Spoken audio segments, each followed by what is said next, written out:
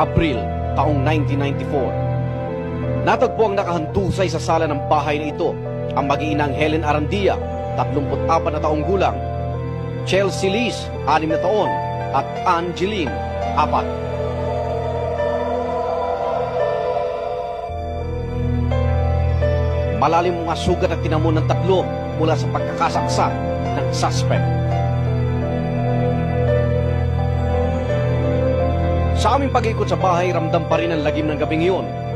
Pagnanakaw ang motibo, resulta ng pagkawala ng malaking halaga ng salapi sa bag na ito ni Helen.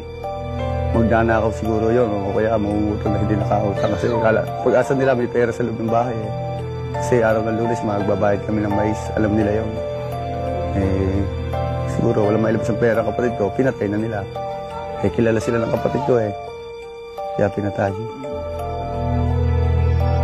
Kapuna-puna mga bakas ng dugo sa bawat sulok ng bahay, parang ayaw mabura. Nakatagtag sa kirot ang mga birthday cards na ito ng dalawang bata na patuloy pa rin nakatikis sa dingding.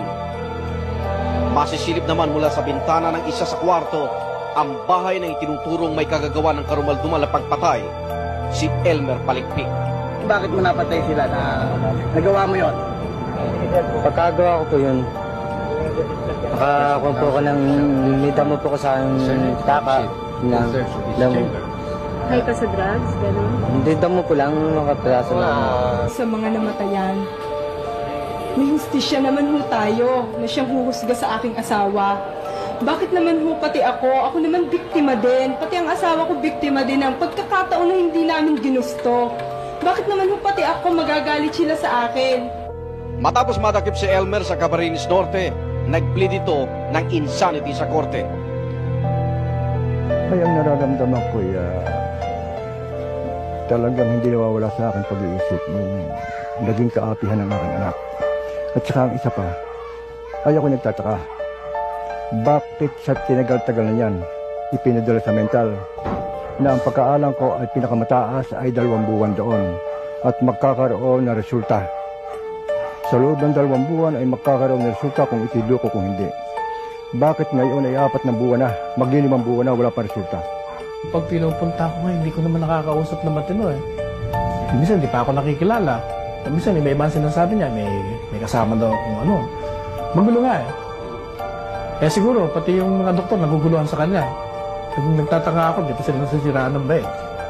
Nagtungo ang Brigada 7 sa National Center for Mental Health sa Mandaluyong sa nagdaang 6 na buwan. Dito sa Pavilion 4, patuloy na inoobserbahan ang kalagayan ng isipan ni Palikpik. Hindi kami pinayagan na makausap ito o makita man lamang.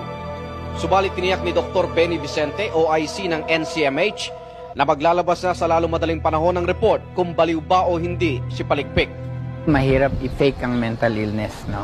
The psychiatrists, the nurses, and the psychologists will be able to detect that. And usually it takes us about a month.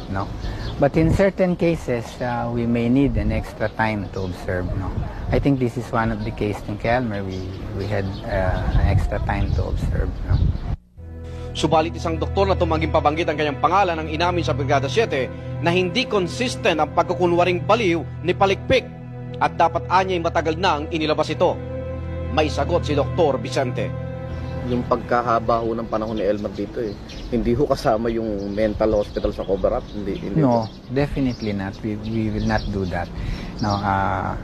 Ang job naman namin is not to take sides. Ang National Center for Mental Health does not take side in court cases.